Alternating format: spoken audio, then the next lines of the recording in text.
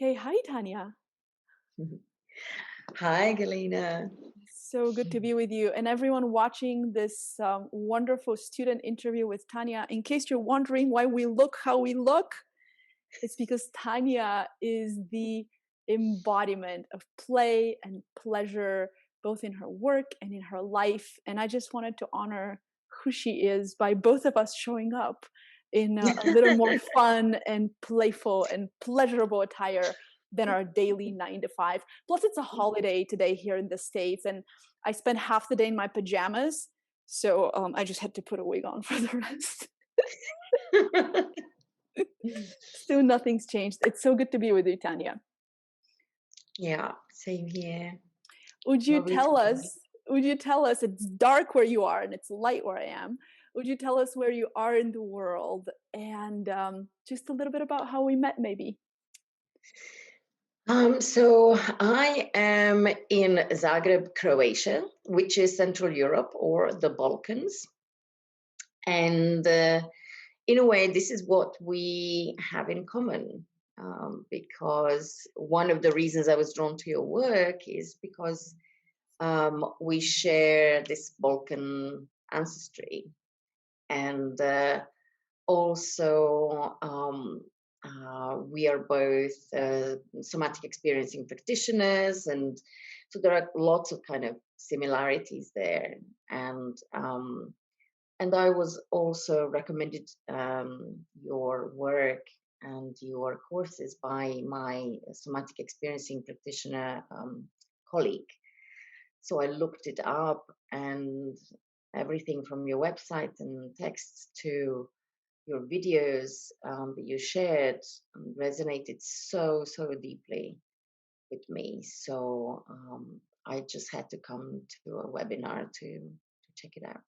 Hmm.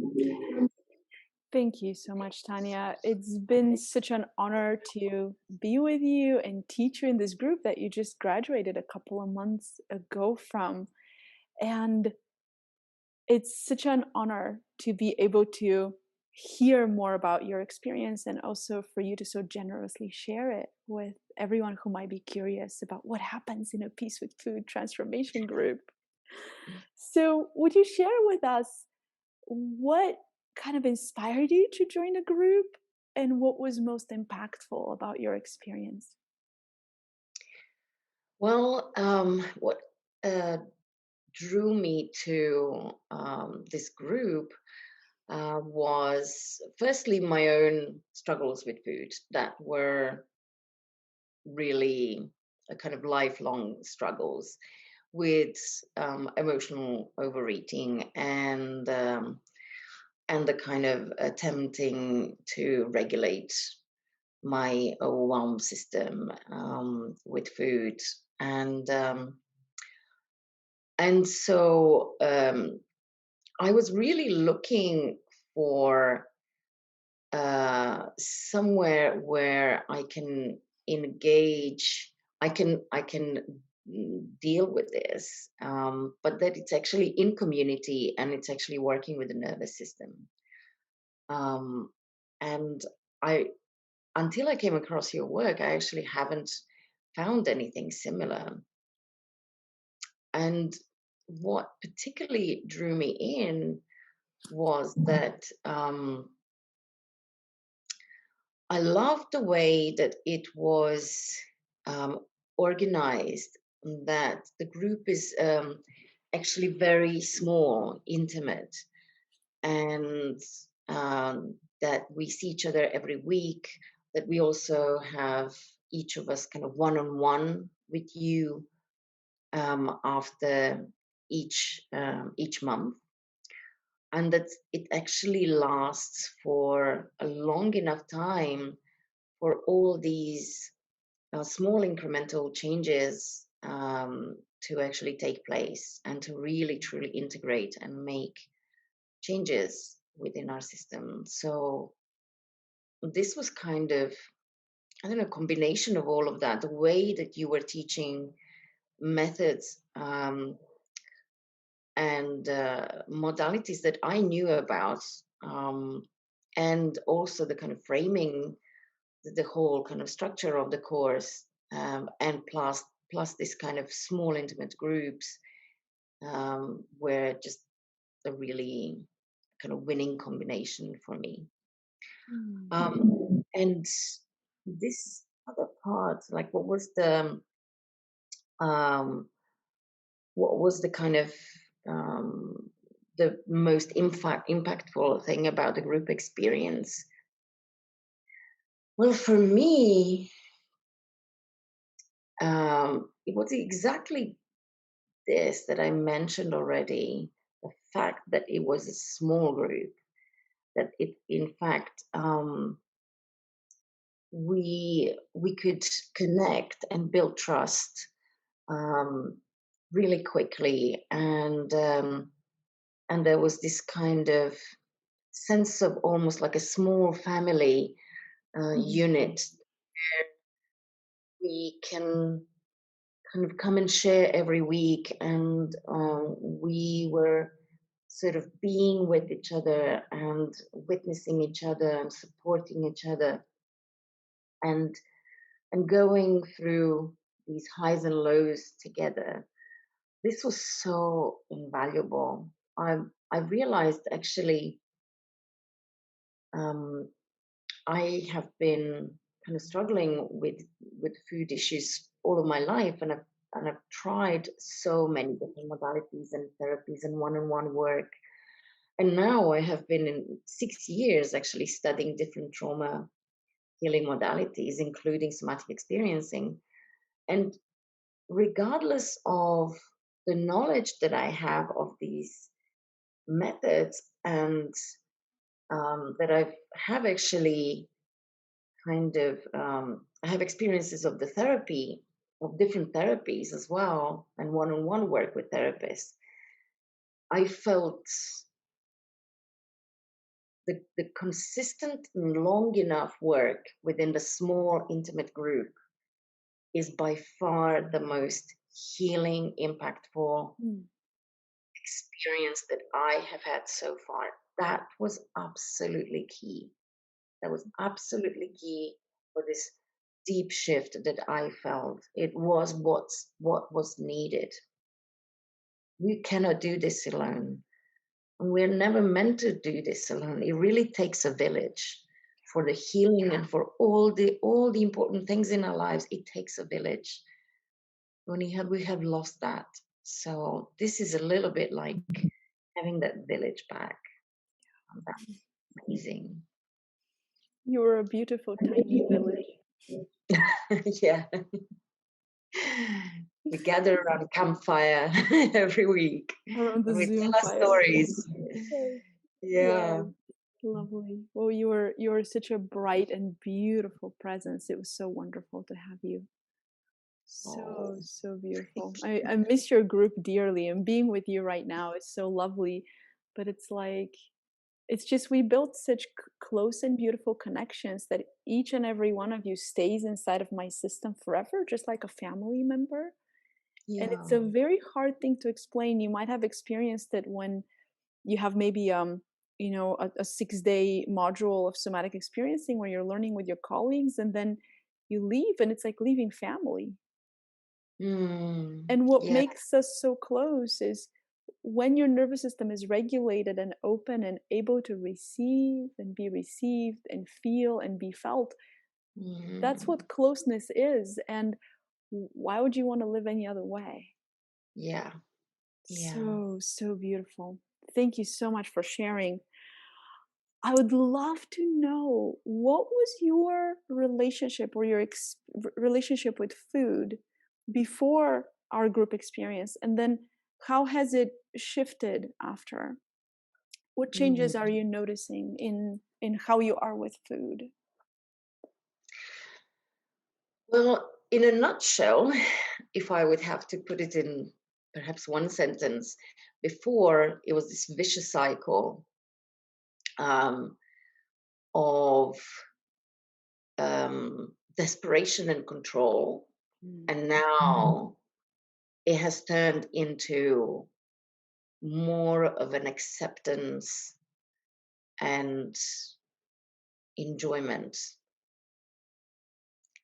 Um, And if I would sort of elaborate a little bit about that, is that really before it was very much based on um, this. Well, it was basically this continuous vicious cycle of feeling this intense overwhelm and these intense sensations and emotions, which would then um, push me to reach for food in order to regulate and control or stuff down or whatever I needed to do in that moment with all of that stuff that I didn't know how to digest and what to do with. And then, of course, this would then turn into kind of binging and overeating, and following that process, it would then turn into it would end in guilt and shame and ultimately disgust. And this would then lead again to another wave of overwhelm and lack of control and like a sense of helplessness.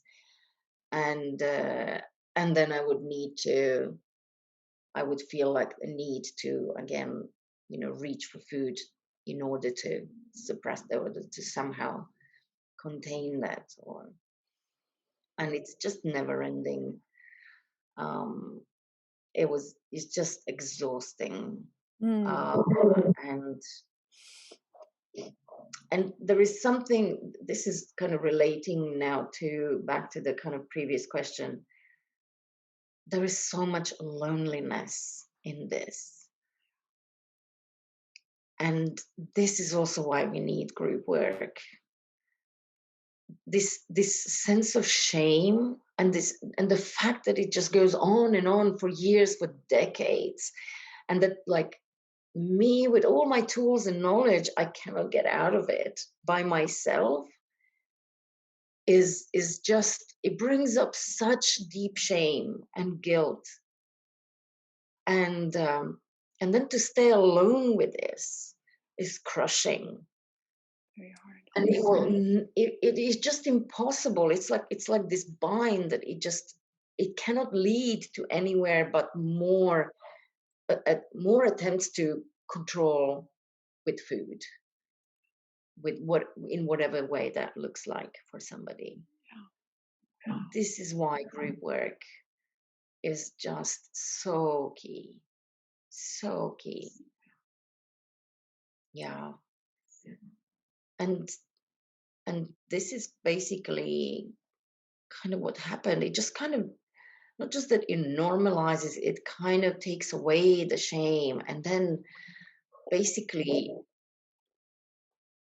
being witnessed in the group and tending to those young parts that are really lying underneath all of these overwhelming emotions. This is kind of ultimately what really shifted um, my relationship with food, and that I was able to tend to those deep needs below the cravings and below the overwhelm, and just be with them, and kind of increasing the capacity to digest them, um, so it doesn't overwhelm my system anymore. It just brought me back to sort of more stable, balanced, kind of to a more stable and balanced relationship with food. And now food is simply kind of food in a way. It is there for sustenance and for nourishment and sometimes pleasure, and yeah, sometimes regulation. But it's now I can recognize what is going on in my system. There is so much more awareness and recognition, and then I can really honor this inner intelligence that, okay, if I do need something to regulate with, I know where this comes from in this moment. This is actually an intelligent and appropriate response, because I know it will bring me the quickest to the state of regulation that I need right now in this moment, because there is maybe nothing else available. Right? Or no one else. Or no one else. And this is it. It's like I now feel like I have more choice. There is more acceptance, there is simplicity around food. There is this kind of, unless I actually, I'm preparing food or eating food, I don't actually think about it at all. And afterwards, even if I maybe eat a little bit too much, um, or I don't know, or it's not so kind of ideal, it's like I don't really, there is no kind of beating myself up about it anymore. It's just like, oh, okay, I've eaten a bit, more than I should have, and I'm just a little bit sluggish now. Yeah, okay. And so what? It's like, it's not the end of the world. It's fine. Oh, I'm just gonna maybe have a little snooze or something like that, whatever. It's just, I don't know. It's this kind of embracing of all that, um, all that I am as a human being, in all its expression. And yeah, that it's not about optimizing or purifying or being always, I don't know, ultra healthy. It's really about just this messiness of this soft animal body that we have, and embracing its intelligence, and listening to its messages. So yeah. It's beautiful. That's beautiful. This embracing being human versus only accepting certain expressions of yourself is such a big part of Mm, the path to peace with food. I think once we realize how much of what we are slaves to are mm, ideas and beliefs and things that have come from the outside, and how little we actually hear ourselves, yeah, the that's it. more we hear ourselves, the easier it is to take care of ourselves. And so much of nervous system regulation work is actually slowing down enough that you can stop being deaf and blind. Absolutely. Yeah, I love it. yeah. I love it. Mm. So you spoke about the loneliness of food suffering. What would you tell somebody if they were struggling with emotional eating, overeating, or restriction? Mm. Well, in many ways, I have kind of spoke to that already. I would really reiterate what I've already mentioned, that we cannot do this alone. We need a community, we need a village, and we do need a trusted guide also to be there and build a container and guide us through. And this is exactly what this course offers. And also that all the emotional eating and restrictions are about trying to manage what once, maybe a very long time ago, was not manageable, and it still lives in our very young parts, in this very early nervous system that um, we got. And and the I think the most important work is about tending to those parts, and recognizing what their messages are and what their needs are, and tending to them in appropriate and healthy ways. Mm. and everything else, it's really,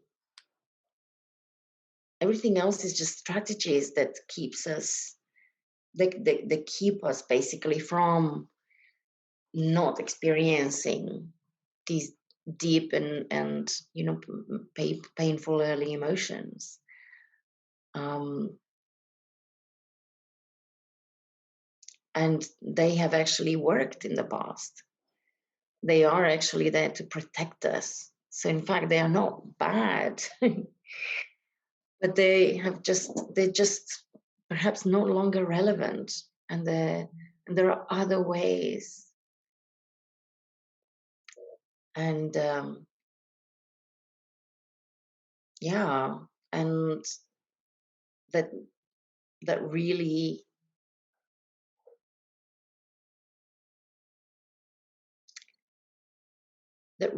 is no need to suffer any longer, that there is a way out. It truly exists in, for example, in programs like this, and in communities like these, and that are actually tending and addressing those really root issues.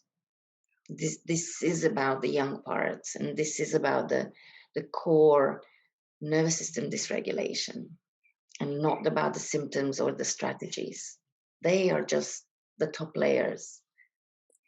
And I love that this course is really addressing the very core, the heart of the matter, in such a beautiful way. Yeah. Thank you.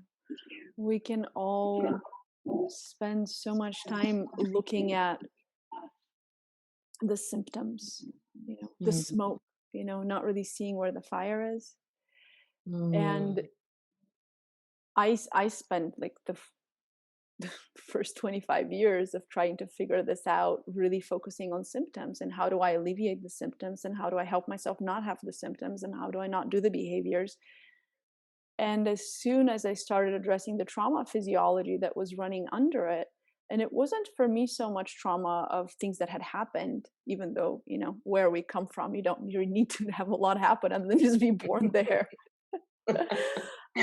But there was also all the things that I was missing because of our culture, because of the reality of communism, because of, an antiquated medical system, because of, a million things, mm, that there was so much that I was missing, that as these empty spaces started filling up, I didn't need the food anymore to handle the internal dysregulation of everything that was missing, that not enoughness that we deal with, mm. or the too muchness, like I think of trauma as like too muchness and not enoughness, Yeah. pretty much like these two areas.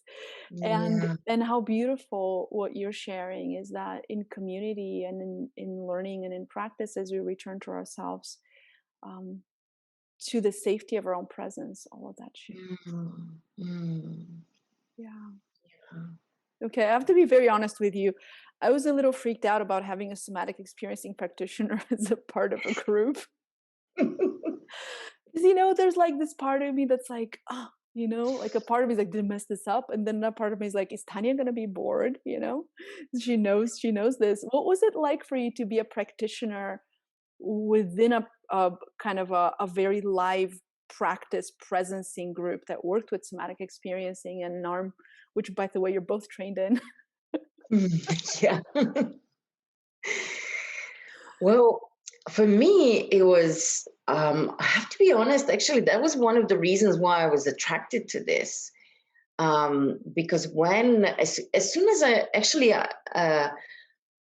have kind of browsed through your website, and I read some texts and I saw some videos, and then I went on your webinar. I was just in awe of how of the way you were presenting um, these very, in some way, very complex concepts and ideas, and kind of deep, rich kind of methodologies in such a simple, tender, kind of accessible and relatable way. And for me, it was one of the kind of reasons why I wanted to come on the course, apart from the personal one, was the kind of professional one, because I saw you in a way as a mentor, in a way of how to how to offer these gifts and these modalities in such a incredible way. I have learned so much, yeah, and professionally and personally, it was for me absolutely fascinating and such a beautiful learning experience. And I love the. I feel like I actually appreciated it more because I knew the material. I could really appreciate um, um, just yeah, just the way that these kind of methods and practices were presented by you, and how they were um, sort of organized in these like a kind of tiny drops of nectar, Mm. kind of absorbing throughout, and that were never like too much, or it was just enough that incremental change happened, that you basically didn't really notice that you were changing. By the end of the course, you were kind of transformed, but it happened so subtly and so slowly that you were really not aware that such a deep change was actually going on. And this is also why I love this work, because it does it kind of in this in the way that it doesn't disrupt or overwhelm the nervous system. It really is a very gentle and titrated um, way of uh, yeah, of healing in Mm. general. That's beautiful. So good to hear, and such a relief, 'cause You don't have to worry of anything. Just I think you were the no, on the you contrary. you were the first somatic experiencing practitioner that joined a group, and then I've had one more join since then, and I was a little braver. I'm like, okay, it's gonna be okay. It's gonna be because I have this experience with you. It's like Tanya was okay. I'm sure this lady will be just fine. Oh yeah, how what a wealth to hear from you. So we spoke in the beginning about how play and pleasure is kind of Mm, your realm, and it's still. I have to mm, say that being very serious and trying to be very academic and trying to be the well-read with all the research and citations person that I just tried to pretend to be for such a long time to just mask mm, the lack of safety that was sitting under in my own system.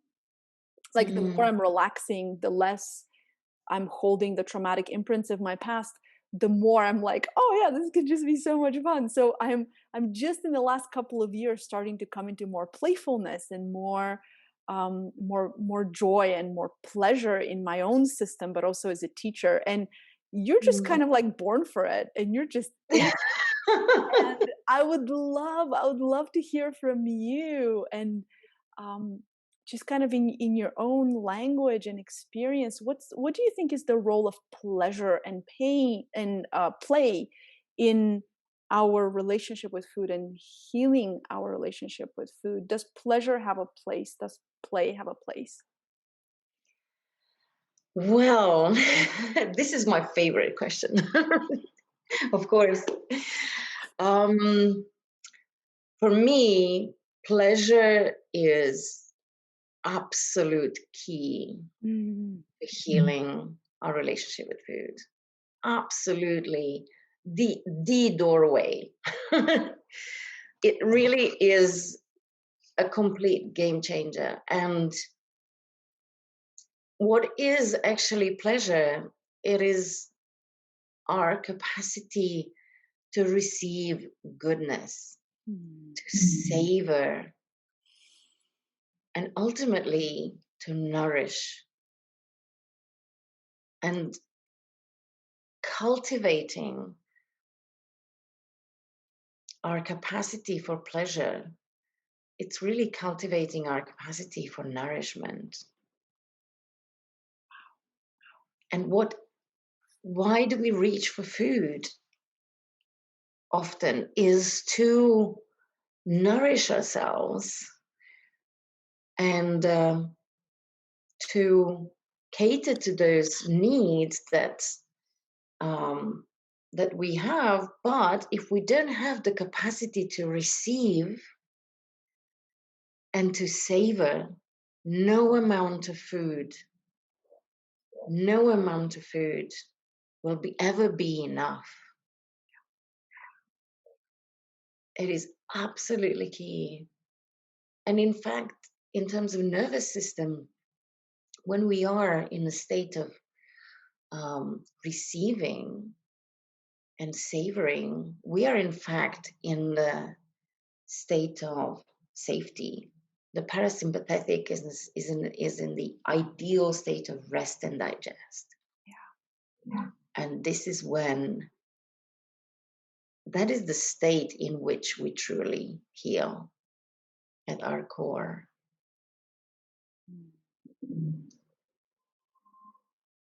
And playfulness, wow. When did we decide that like all the healing has to be serious, and that, you know, in order to have authority or speak with authority and be an expert, like you have to be really, I don't know, like wear suits and kind of be very boring and dull. And you know, I think it's time that we kind of do away with that stuff. You know, I think it's time for a kind of playfulness and pleasure revolution.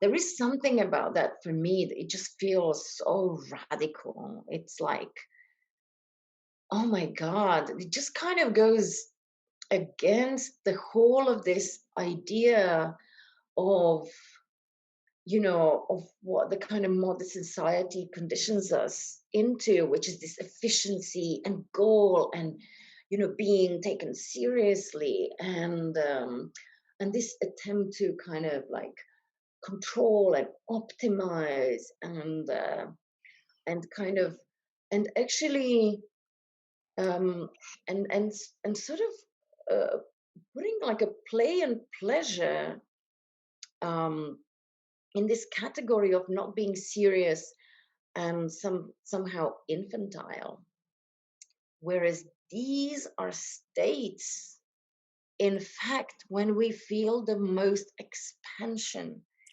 when we feel like we can actually learn the most and integrate the most in these states. This is how we grow, and this is how we heal. It's so interesting that you know, the society that we live in is actually teaching us that these are not welcomed when you are adult and grown up and professional. You You're know, supposed to be very serious. it is a part of it. It is like the most radical self-love we can give to ourselves. It's play and pleasure. Beautiful. What a high note to finish on. Thank you, Tanja, for your generous sharing. Thank you so much for all that you are, and just the way that you donated your nervous system to our whole transformation group and to me, and you're forever in my heart. Thank you so much. I'm just gonna receive that for a little bit. And I'm gonna co-enjoy. Mm, Yeah. And I dream about a retreat together in the Balkans. absolutely. It will be so much fun, and costumes God, the costume. and silliness and laughter. I'm bringing all my pajamas. Yes, that's it. Thank Sending you you. much It was love. an honor and a pleasure. Thank you. I appreciate you so much. Mm, same